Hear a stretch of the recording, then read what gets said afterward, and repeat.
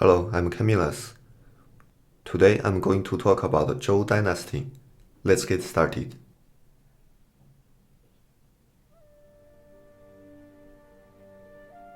The ancestor of Zhou Dynasty is Qi. His mother is Jiang Yuan. His father is Di Ku, the third leader of 5D in Chinese myth. Qi is very good at agriculture. He uses different techniques to grow different plants in diverse environments and teaches these techniques to people, dramatically improved the productivity.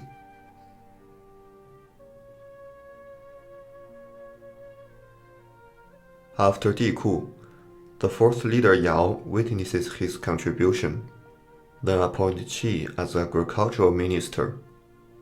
When the fifth leader Shun succeeds, Qi is already well known in the society.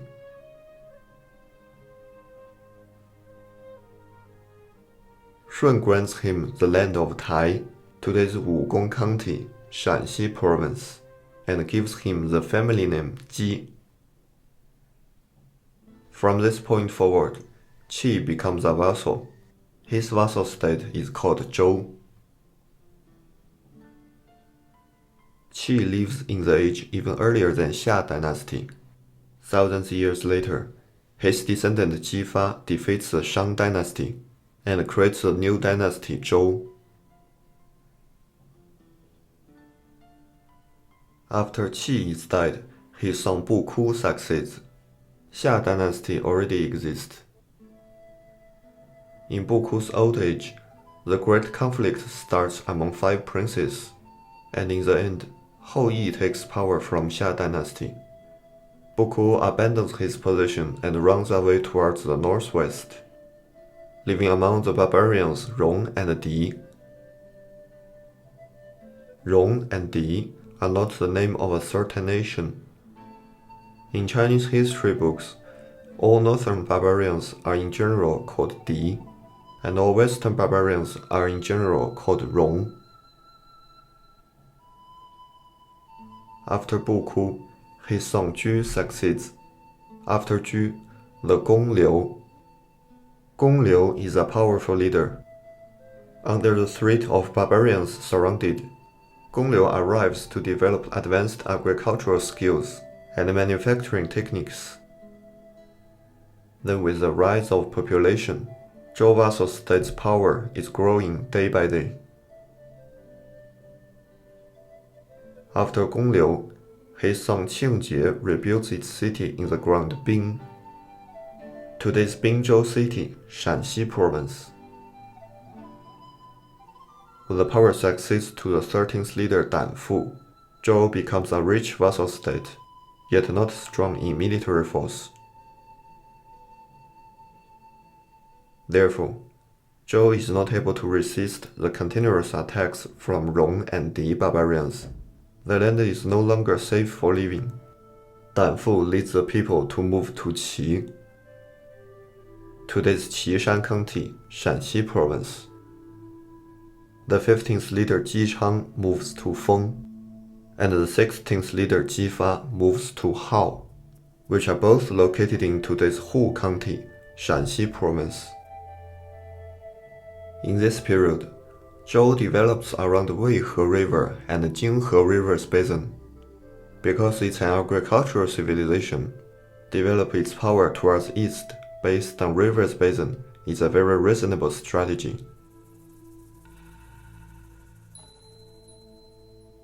During the reign of Chang, Shang Dynasty's minister Chong Houhu slanders him in front of the king Shangzhou, saying that Ji Chang will become the biggest threat of Shang Dynasty. King Shangzhou believes and imprisons Ji Chang in Youli, today's north side of Tangying County, Anyang City, Henan Province. It is said that Ji Chang starts to develop the Book of Changes during his imprisonment. The Book of Changes was originally written by Fu Xi. Fu Xi developed the yin-yang philosophy until 8 diagrams, and Ji Chang has developed the 8 diagrams to 64 diagrams. In Chinese culture, the Book of Changes is called the origin of truth, or the head of all sacred books. It has influenced the politics, economy, custom, and other fields through thousands of years. After Ji Chang is imprisoned, his subordinate Hong Yao tries to save him. Hong Yao travels around the world to collect beautiful girls, horses, jewelries, then gives to the king Shangzhou and asks him to release Ji Chang. The king is satisfied, so he releases Ji Chang, resumes his vassal's position, gives him weapons, and allows him to develop military force. From this point forward, Ji Chang starts to develop his army and unify other vassals to fight against Shang Dynasty. When he invades the vassal state Qi, Shang Dynasty is already shocked. Qi vassal state is located in today's Licheng County, Shanxi Province. It's the most important protection of the western road to the Shang Dynasty's capital Zhaoge. Zhaoge is today's Qi County, Anyang City, Henan Province. Licheng County is really close to it.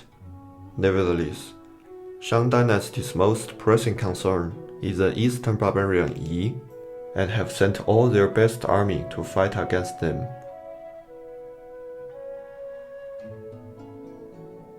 Even though Ji Chang takes Qi state, Shang Dynasty doesn't pay much attention to him, and Ji Chang gets a great room for development. After Ji Chang is dead, his son Ji Fa succeeds.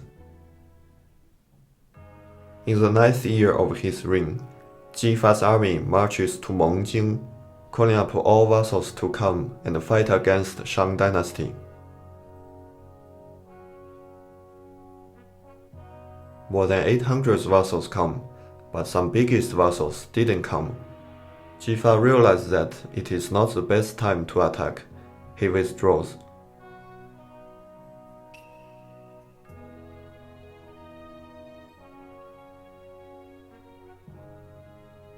Two years later, the respectful minister Bi Gan accuses King Shangzhou's luxury life and asks him to focus on governing the country.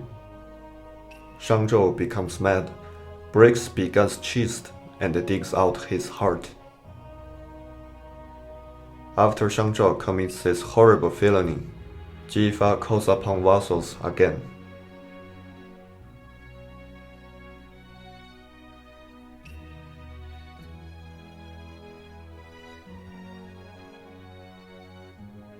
This time, almost all Western vassals are coming. In total, Ji Fa collects 300 chariots, 3,000 finest warriors, and about 45,000 infantry. They cross the Yellow River, march towards Shang's capital Zhaoge.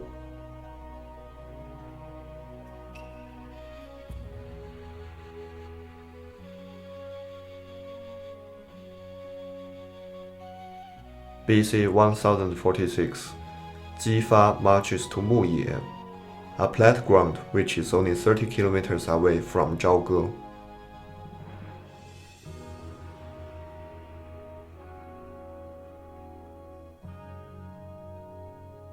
At this crucial moment, Shang's best army just wins the war against eastern barbarians Yi and start to move back, but they are too far away.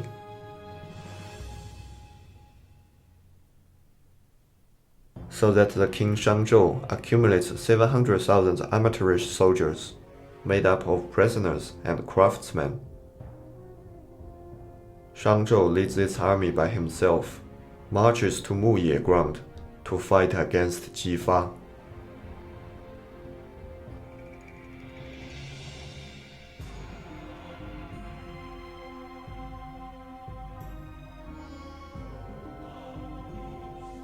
$50,000 against 700,000 seems like a great disparity. Yet Shang's soldiers are not willing to fight for Shangzhou. Most of them hate this cruel king. When the battle starts, the front line of Shang's legion turns back to slaughter their own soldiers.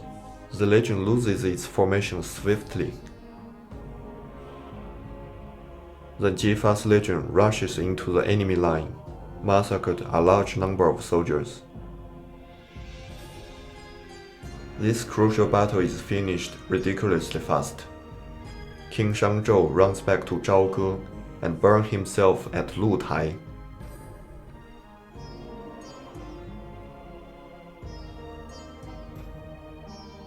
February BC 1046, Jifa invades Zhaoge, captured more than 100 ministers, then goes back to his own capital Haojing and builds Zhou Dynasty.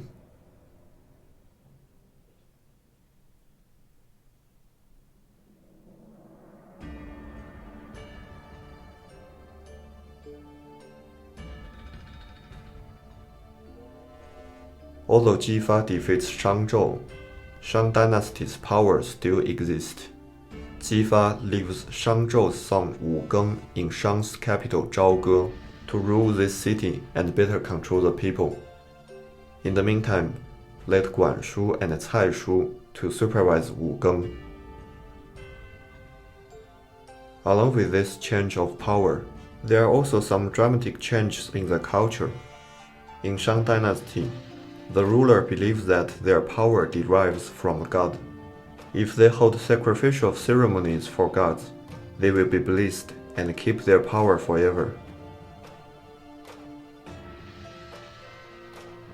When Shang Dynasty is fallen, new rulers start to realize that the power derives from people's will, which cannot be offended. If the ruler is immortal and starts to offend the people's will, his power comes to its end. This is a great liberation of mind in history. From this point forward, the rulers no longer waste enormous social resources to make ceremonies for gods, but instead pay more attention to their people. Jifa's brother Zhou Gundan fights alongside with Jifa and has realized these changes. He also realizes that their old system is not able to control such a big country. Zhou Dynasty must create a new system for ruling. Jifa is died of serious illness only 2 years after the establishment of Zhou Dynasty. He wants to pass the power to Zhou Gundan, because he knows that this brother is the only person who is able to control this complex new situation. But Zhou Gundan refused. Jifa's son Jisong succeeds, and Zhou Gundan acts as regent to assist him.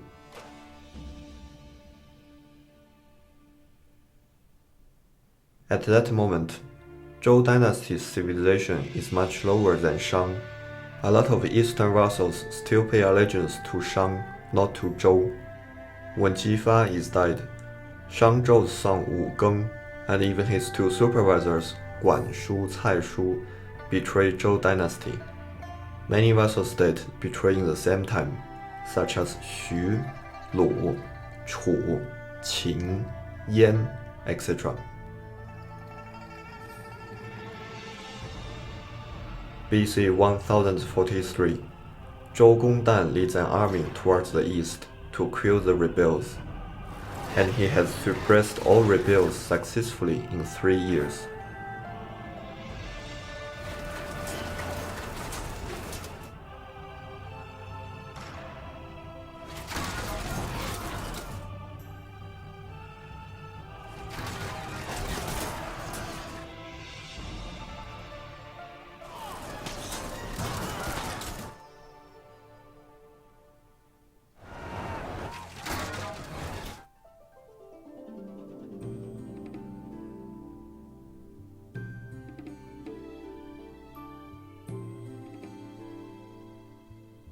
After this war, Zhou Gundan realizes that the capital Haojing is located too much to the west.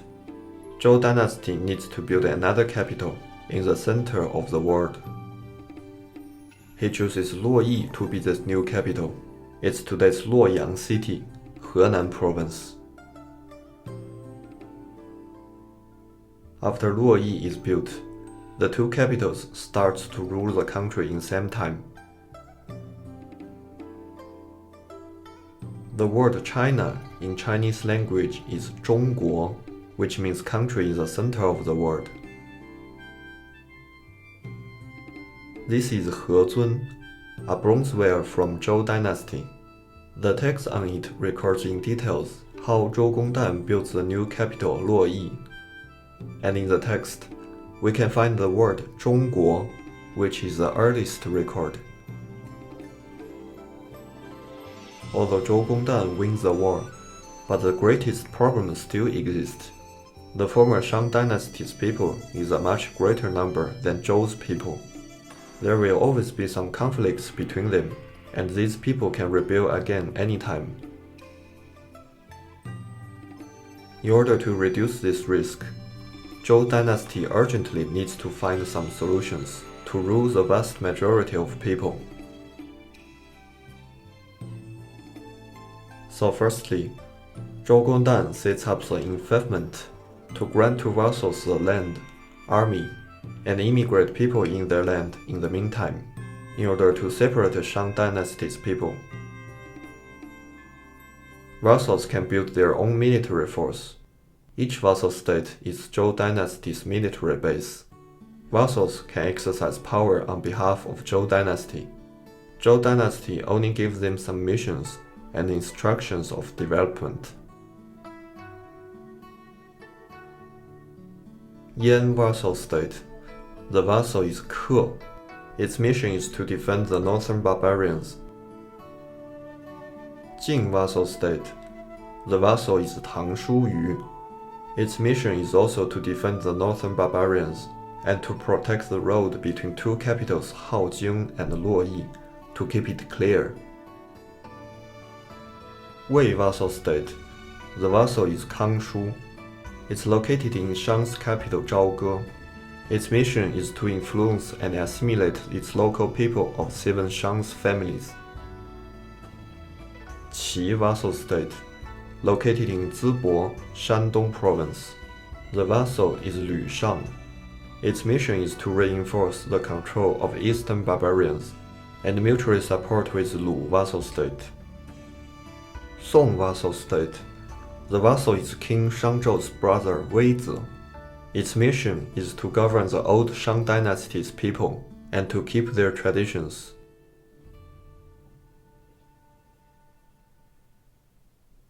It is said that Zhou Gundan sets up 71 vassal states.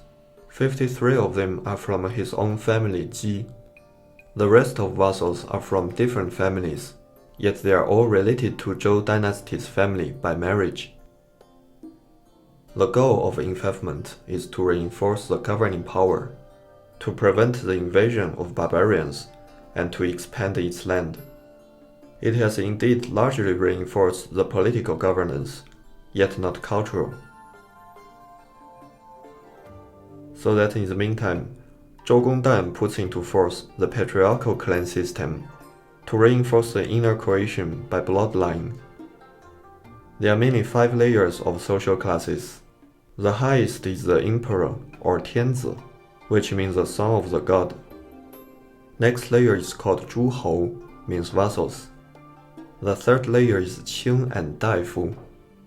The fourth layer is Shi, and the last layer is normal civilian. According to the patriarchal clan system, when a man is dead, the eldest son will inherit his position. The other children's social class will be downgraded to the next layer. For example, when the emperor is dead, his eldest son will become the new emperor. All the other children will become vassals. If a vassal is dead, his eldest son will become the new vassal. The other children will become Qing or Daifu. so that the eldest son has higher social position than other children by birth. Their relationship is in the same time brother and leader subordinate. Family and politics are closely integrated.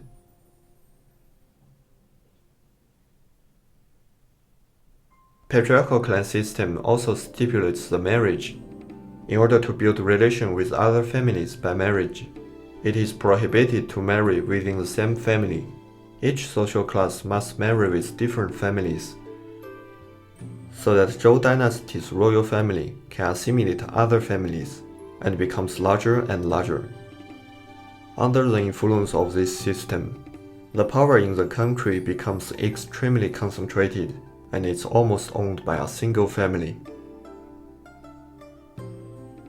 When the government always gives the power to its own families, the most capable man will never have a chance to contribute for the country. This system has truly stabilized Zhou Dynasty's ruling, which is extremely important in that chaotic era, but it has also limited its future development. The influence of patriarchal clan system somehow lasts until today. Inside the Chinese family, there are a lot of competitions and conflicts for power, money, and status. Living in Chinese society, everyone should spend a lot of time and energy to deal with families in his whole life. Every Chinese may tell you that love family is a great virtue in Chinese culture. Apparently true, but really, they know it deeply by heart how exhausted they are for family matters. It is an obligation rather than a virtue to always keep intimate contact with families for gaining power, money, status in family and in society. Because of this inevitable dependence, Chinese people tend to be more compliant in front of their parents, leaders, or the government.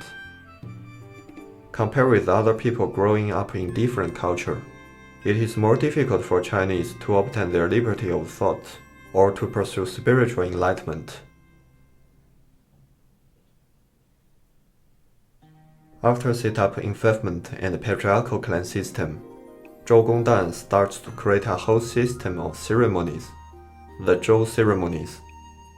It can be divided into 5 categories: religious ceremony, 吉; catastrophe ceremony, 凶; military ceremony, 军; guest ceremony, 宾; relationship ceremony, 家.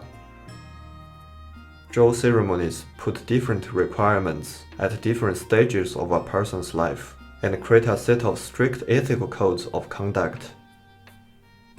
One of the key ideas is 明贵贱,变等列, which means respect the hierarchy and comply with the social system to create a stable society.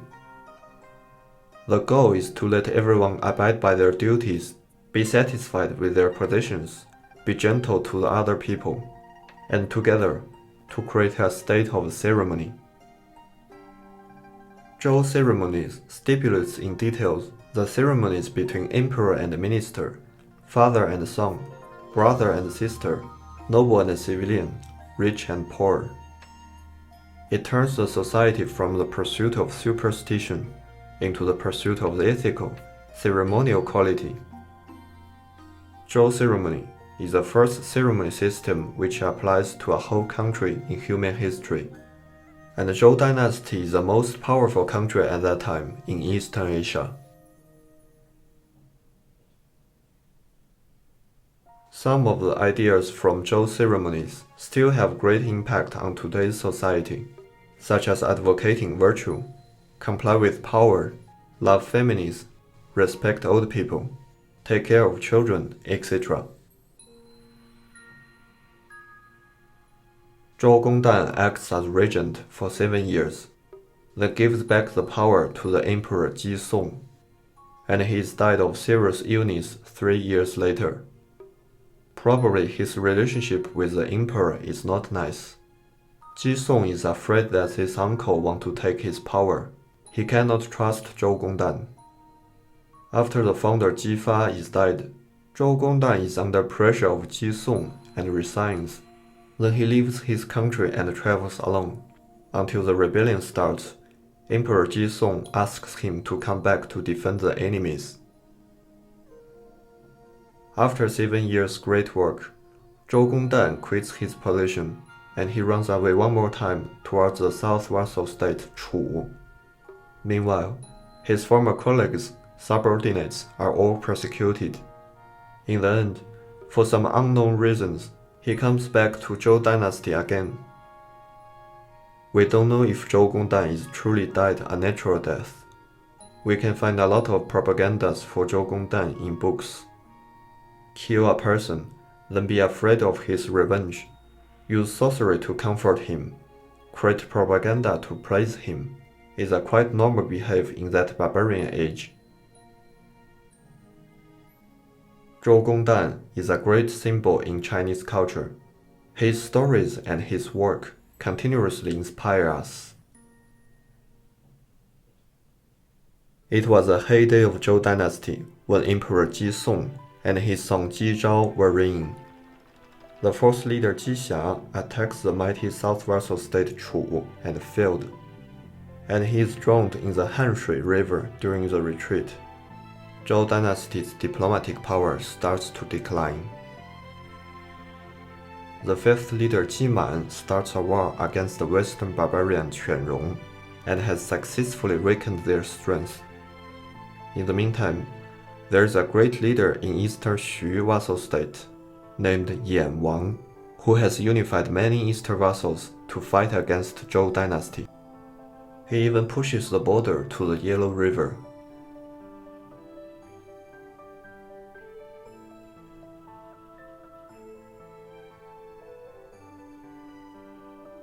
Yan Wang can organize such great military force because various eastern people have very different culture. Even though they are conquered by Zhou Dynasty, they are dissatisfied with Zhou Dynasty's ruling and always trying to retake the power. Jiman unifies Chu vassal state to attack Yan Wang together. Finally, Yan Wang is defeated, runs to foreign land, and stays until his death. The eastern states are conquered again by Zhou Dynasty.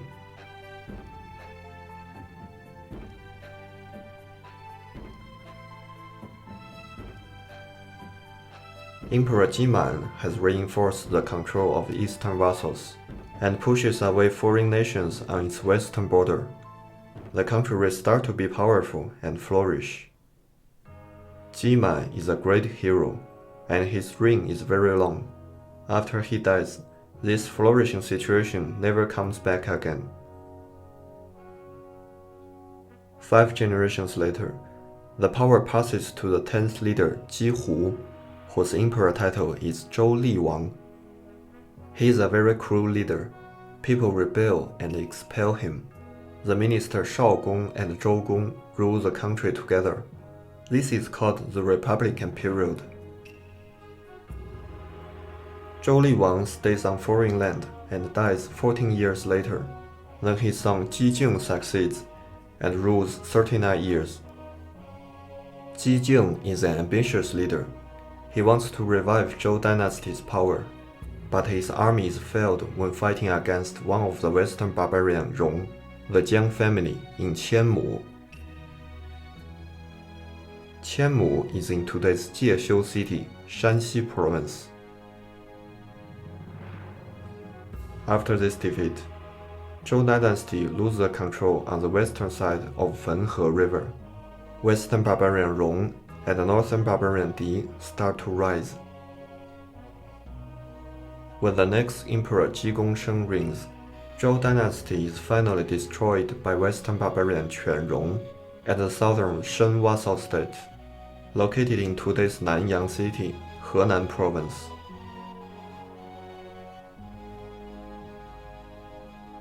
Quanrong and Shen vassal state invaded into capital Haojing, ransacked and destroyed this city. Emperor Ji Gongsheng is killed by Quanrong under Lishan mountain. New Emperor Ji Yijiu succeeds. Vassal Zheng Wugong, Jing Wenhou, Qin Xianggong protect Emperor Ji Yijiu to move towards its eastern capital Luoyi and rebuilt Zhou Dynasty. This new dynasty is called the Eastern Zhou Dynasty.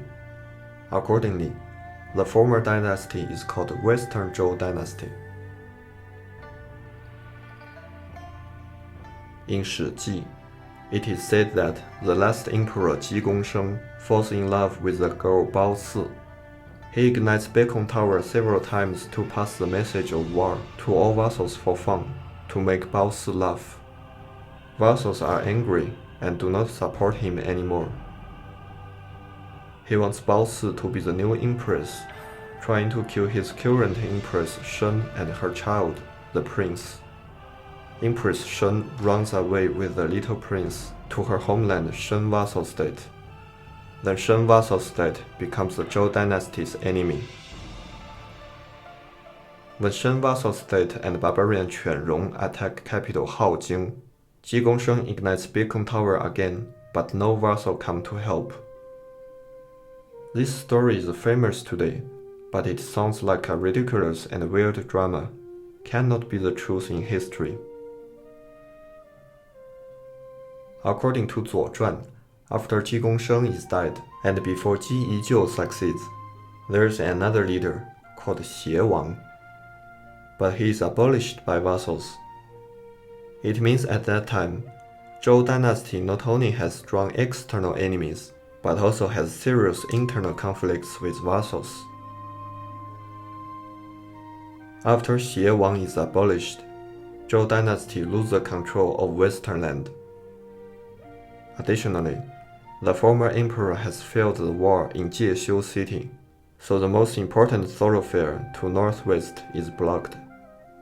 Only on the eastern end they still retain a certain power, so that Emperor Ji Yijiu moves to the eastern capital Luoyi. It was in BC 770. The Zheng vassal state wants to protect Ji Yijiu to move to Luoyi, but this vassal is too strong and too close. The emperor is afraid that it will become the new threat of Zhou dynasty. The next emperor Jilin deprives vassal Zheng Zhuanggong's power. In return, Zheng vassal state stopped to report and pay tribute to Zhou dynasty. Jilin is angry, organizes a coalition army composed of many vassals to fight against Zheng.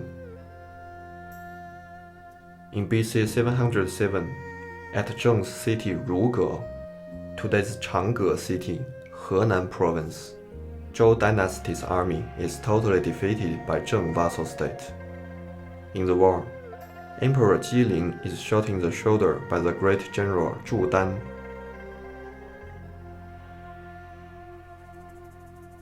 After this defeat, Zhou dynasty is not capable to start a war again. Its power is limited around the capital Luoyi. All vassal states stop to report and pay tribute to Zhou dynasty. So Zhou dynasty loses its income, the economy is collapsing, and they often need to borrow vehicles and food from other vassals. The emperor doesn't have any true power. They are no longer the main player in Chinese history.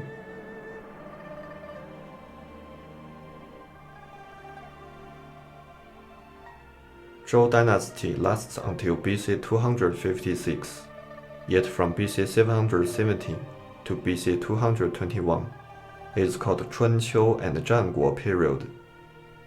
Different vassal states grow faster and faster. They cooperate or fight with each other. Because of Zhou dynasty's great prestige, its emperor is still culturally respectful. No vassal state dare to kill Zhou's emperor. Vassals apparently pay homage to Zhou dynasty, but everyone is trying to gain power for themselves in emperor's name.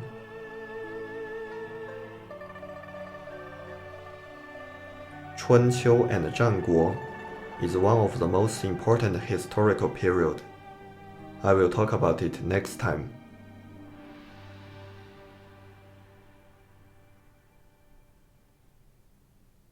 Thanks for watching. I'm Camillus. I have a message to the world. See you next time.